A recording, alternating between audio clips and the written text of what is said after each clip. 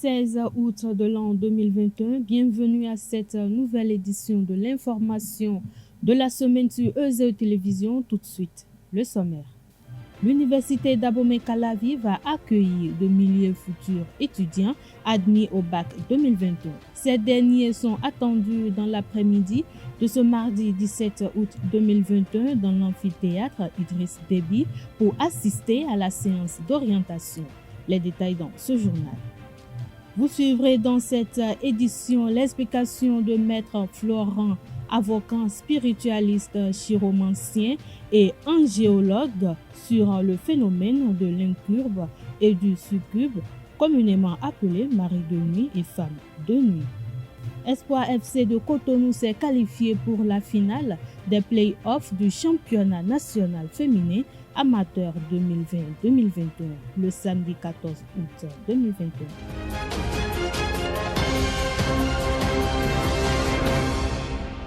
Dans le dossier incitation à la haine et à la violence, Bertin Corvi a bénéficié d'une ordonnance de non-lieu de la justice béninoise. Il a lui-même donné l'information ce lundi 16 août 2021. Même si son nom figure encore sur la liste des personnes recherchées par la justice béninoise, Bertin Corvi dit ne plus être poursuivi. Il a indiqué que le dossier dans lequel un mandat d'arrêt a été décerné contre sa personne est déjà vidé. Il affirme qu'en absence de preuves, le juge en charge du dossier a dû prendre une ordonnance de non-lieu. Selon ses dires, la dite ordonnance a été prise depuis le 21 mai 2021 par le juge d'instruction du 4e cabinet du tribunal de Cotonou. En ce qui concerne la présence de son nom sur la liste des personnes recherchées, Bertin Corvi pense que le retrait ne devrait pas tarder. À le croire, la procédure est déjà en cours.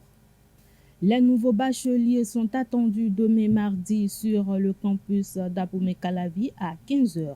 L'université d'Abomey-Calavi va accueillir de milliers de futurs étudiants admis au bac 2021. Ces derniers sont attendus dans l'après-midi de ce mardi 17 août 2021 dans l'amphithéâtre Idriss Déby pour assister à la séance d'orientation qui sera dirigée par le professeur Marcel Zanou, premier vice-recteur de l'université d'Abomey-Calavi.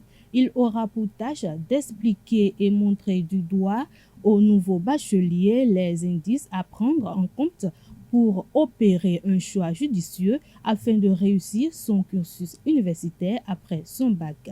Les nouveaux bacheliers sont donc invités massivement à cet important rendez-vous qui déterminera leur prochaine destination d'études universitaires.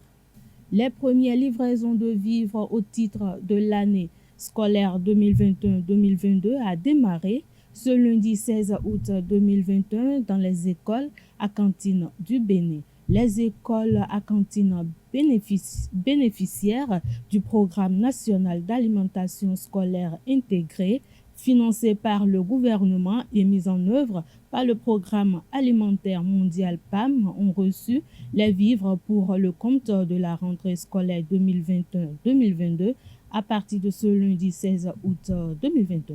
À cet effet, les directeurs d'école, les présidents et membres des bureaux des associations, des parents d'élèves et les membres des comités de gestion des cabinets scolaires des écoles concernées sont invités à se rendre disponibles à préparer les magasins de stockage pour la réception des vivres et en assurer la sécurité, a exhorté Salman Karimou, ministre des Enseignements maternels et primaires, dans un communiqué en date du 13 août 2021.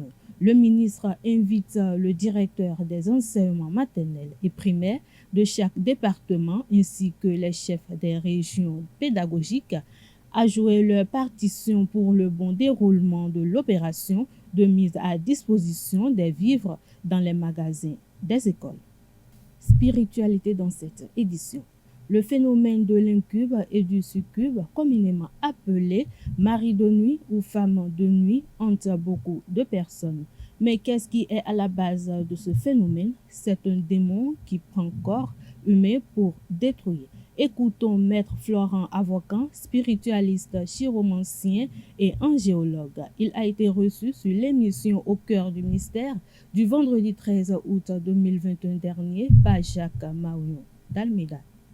Différentes portes de bonheur s'ouvrent à nouveau pour enfants, jeunes, adultes et vieux, femmes comme garçons. Voici un fléau, vice, ce que j'appelle encore parfois vicissitude, blocage pour l'humanité. Et le plus souvent, on veut condamner celui-là qui n'est même pas à la base de ce qui nous arrive. Quand les portes sont bloquées, on commence par chercher peut-être directement au village quelle tante ne saluait pas notre père, qui peut-être ne nous saluait pas dans l'enfance, qui était un peu ennemi pour nous, pour lui attribuer le sort. Aujourd'hui, c'est seulement les vieux qui sont sorciers, alors qu'il y a 3 ans qui sont aussi sorciers.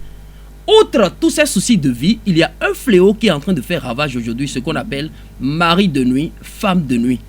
Concrètement appelé dans la langue vivante incuba et succuba, incube et surcube, ces énergies ne sont rien d'autre que des démons. Le mari de nuit d'abord n'est rien d'autre qu'un démon mâle censé abuser la vie d'une femme pendant son sommeil. C'est lui qu'on appelle mari de nuit. Scientifiquement, son nom c'est incube. La femme de nuit n'est rien d'autre qu'un démon femelle qui vient s'unir à un homme dans la nuit pour le détruire. Je ne vais pas dire pour aller aux ébats sexuels avec lui, mais pour le détruire. Donc la femme de nuit est appelée concrètement, scientifiquement, surcube. Donc incube et surcube, mari de nuit, femme de nuit ne sont rien d'autre que des démons ayant la possibilité de détruire 1. La vie sentimentale, 2. La vie professionnelle, 3. La vie financière et presque tous les différents domaines de nos vies respectives. Ce n'est pas un envoûtement, non.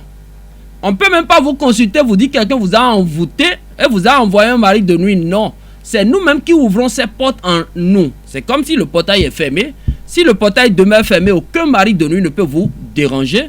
Mais si vous vous hasardez du moins à ouvrir vous-même le portail, le mari de nuit viendra définitivement s'installer dans votre vie pour vous détruire. Ces 2 esprits travaillent pour un démon qu'on appelle Ashmodé, qui fait partie des milliers de démons que nous connaissons presque tous. Il y a un démon qu'on appelle Ashmodé. Lui, il a pour mission de ne jamais voir un homme et une femme rester ensemble pour devenir quelque chose de bon. Là où il y a la bénédiction, là où il y a l'élévation, là où il y a le bonheur, le succès, ce démon s'installe. Mais lui-même ne pouvant pas aller directement en mission, envoie maintenant ces esprits-là qui viennent s'unir à nous dans le sommeil pour nous détruire. Une erreur à ne point commettre. C'est pas pour rien on l'a appelé esprit malin. Ce qui est malin là est quelque chose qui peut voiler la face. L'image que vous voyez dans le sommeil là n'est pas forcément cette personne qui est en train de vous déranger. Non. L'ennemi est plus malin, plus rusé même que nous, êtres humains. Il peut même prendre l'image de quelqu'un que vous aimez très bien. Et c'est cette image-là vous voyez répétitivement dans le sommeil. Écoutez, vous êtes devenu son ennemi aujourd'hui parce que vous croyez que c'est lui qui est à la base de quelque chose. Il en a pour rien. Il ne comprend même rien de l'histoire. L'ennemi est en train de prendre son image et de vous voiler la face. Donc on n'attend pas mari de nuit. Un esprit mâle censé abuser de la vie d'une femme pendant son sommeil. Femme de nuit, un esprit ou bien un démon femelle censé s'unir à un homme pour le détruire dans la vie. Donc voici ce qu'on n'attend pas mari de nuit, femme de nuit. Et le démon qui les dirige est appelé Ashmodé. Pour l'évolution de l'être dans la vie, il faut procéder par des étapes bien précises, surtout avec certains comportements que nous adoptons et qui freinent nos élans. Maître Avocat propose quelques bains pouvant nous permettre d'évoluer. Il est toujours sur le plateau de l'émission Au cœur du mystère avec Jacques Marion d'Almeida. La purification est importante pour la vie de tout un chacun de nous. Car tous les jours de la vie, nous-mêmes nous amassons la négativité dans nos vies respectives. La négativité souille notre âme, souille notre esprit, bloque les chakras de se développer et ne permet plus à notre aura de rayonner concrètement. De nos jours, il y a une astuce banale, une technique psychospirituelle très facile que tout le monde peut d'ailleurs utiliser, exploiter et mettre en application. C'est quelle technique? Il suffit juste d'aller chercher des feuilles d'hysope. On a tendance à compter les feuilles d'hysope en cherchant. Non, cherchez une bonne quantité de feuilles d'hysope. Pas besoin de compter 41, 16, 81. Non, feuilles d'hysope. Dès que vous avez des feuilles d'hysope, vous ramenez à la maison, vous prenez soin de bien les nettoyer.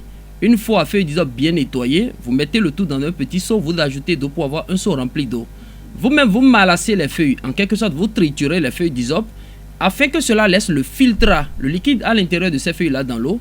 Vous ajoutez à cette eau-là 16 cuillères de sel, de préférence cuillère à soupe.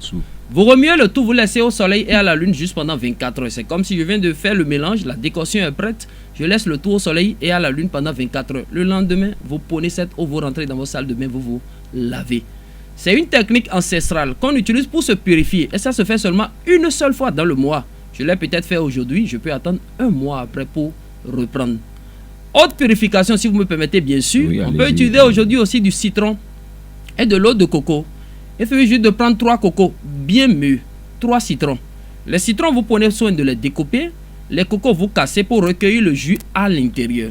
Jus à l'intérieur de ces 3 cocos, vous versez dans un seau. Vous pressez le jus à l'intérieur des 3 citrons. Dedans, vous remuez le tout et vous allez vous laver avec. Mais cette purification, on le fait seulement son jour de naissance. De préférence, celui qui est né un lundi le fera lundi. Celui qui est né un mardi le fera mardi, mercredi, ainsi de suite.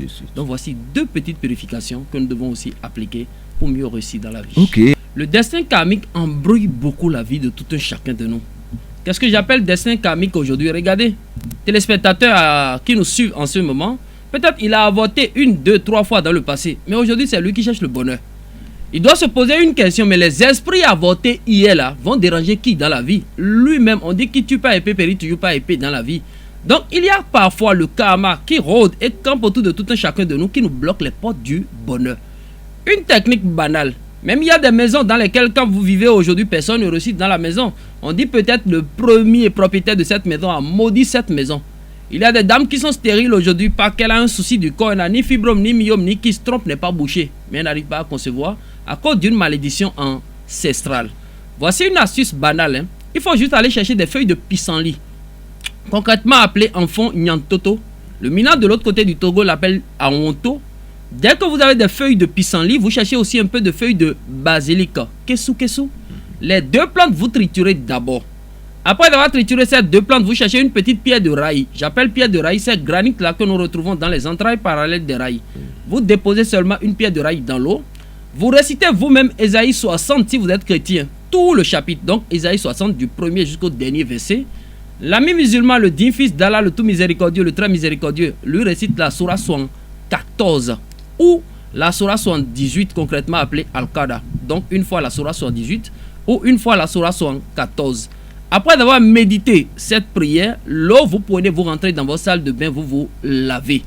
Comme ça, vous venez de couper ce qu'on appelle nœud du destin karmique. Mais une chose, une faute avouée à moitié pardonnée. La répétition d'une faute là n'est plus à pardonner. J'ai coupé les nœuds, les trucs marchent à nouveau pour moi et je reprends les mêmes erreurs, les mêmes effets du passé reviendront s'installer à nouveau dans ma vie. La page inter de cette édition retrace l'actualité au Nigeria, au Mali, en Zambie et à Madagascar.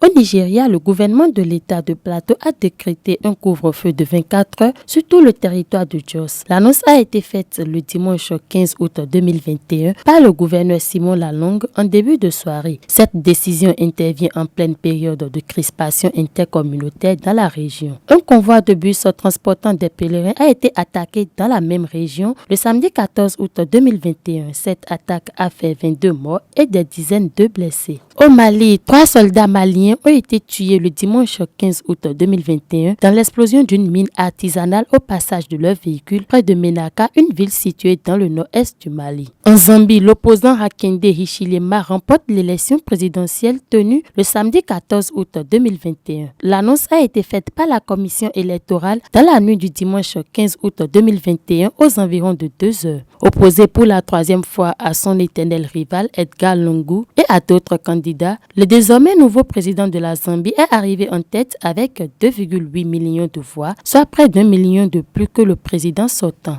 À noter qu'une circonscription électorale sur les 156 que compte le pays n'a pas été prise en compte, ce qui, selon la commission électorale, quel que soit son résultat, ne risque pas d'influencer sur la victoire de Hichilema. À Madagascar, le président Andry Rajoelina a présenté hier dimanche 15 août sa nouvelle équipe gouvernementale. Dans un contexte national troublé, ce sont les locaux du palais d'État Ia Volora qu'a choisi le président sur la houlette du premier ministre Christian Ntissé pour dévoiler les noms des 32 membres, dont 21 nouveaux ministres, 3 vice-ministres et 2 secrétaires d'État. Ce remaniement intervient dans un contexte politique troublé avec un exécutif fragilisé. Il y a 3 semaines, la justice a suspecté 2 Français de vouloir renverser le régime. Les 2 hommes sont actuellement en détention préventive. L'Afghanistan se trouvait lundi 16 août 2021 aux mains des talibans après l'effondrement des forces gouvernementales et la fuite à l'étranger du président Ashraf Ghani qui a reconnu leur victoire au terme d'une guerre de près de 20 ans. Le fulgurant triomphe des insurgés a déclenché des scènes de panique monstre à l'aéroport de la capitale. Une marée humaine s'est précipitée vers ce qui est la seule porte de sortie du pays pour tenter de fuir le nouveau régime que le mouvement islamiste radical promet de mettre en place. Emmanuel Macron doit par ailleurs s'exprimer ce soir à 20h sur la situation afghane. Il doit notamment revenir sur le sort des Français présents sur place, leurs évacuations, mais aussi parler du déploiement des renforts militaires français en Afghanistan. La page sport pour mettre un thème à cette édition. Espoir FC de Cotonou s'est qualifié pour la finale des play-offs du championnat national féminin amateur 2020-2021 le samedi 14 août 2021. Au terme d'un match à double visage et à suspense au stade Paulin Tomanagan de Boycon, les filles du tandem Quentin Didavi et Germain Wavogbe ont dominé Elite AC de Parakou 1-0 grâce à la réalisation de Raymond et Tim en fin de match. Revivez les moments forts de la rencontre.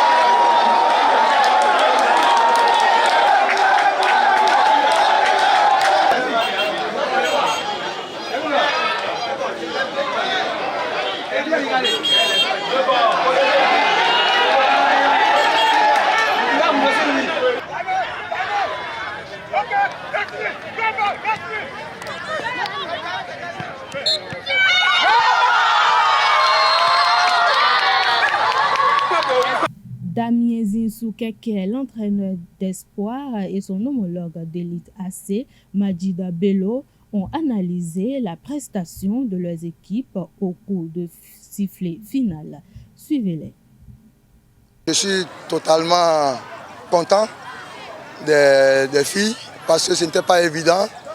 Ils n'ont pas pris le match au sérieux dès le début, mais quand ils sont arrivés en deuxième partie, les consignes, ils sont arrivés pour pouvoir étouffer l'équipe et le but est arrivé à la dernière minute. Je n'ai pas compris pourquoi ils étaient timides au départ, mais après, ils ont pris le jeu en main et puis voilà, la victoire est arrivée. Évidemment, c'est un sentiment de tristesse, vu l'heure à laquelle nous avons encaissé le but, par une petite déconcentration de la part de notre défense centrale.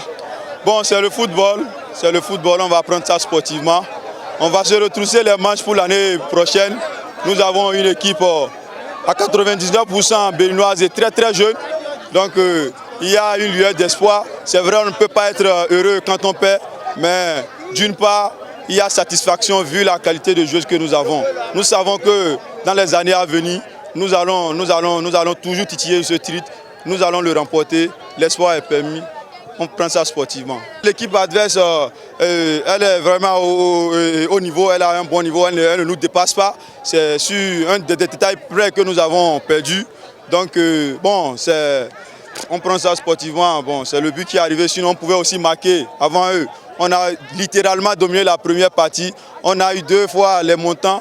Donc il y a aussi une malchance qui nous a accompagnés. C'est leur chance, courage à eux et à l'année prochaine. Grâce à sa victoire sur Élite, Espoir maintient son invincibilité lors de la saison. Il va retrouver le mercredi 18 août 2021 à René-Pleven de Cotonou, Léopard Dabomé en finale. Les joueuses de la cité d'Ewebadja ont battu Samaneli 2-0 dans la seconde demi-finale à Lokossa. Et voilà, c'est sur cette note sportive que nous allons mettre un terme à cette édition. Merci de votre aimable attention. Passez une excellente soirée en compagnie de nos programmes sur les www.ezaitv.bj. Bonsoir.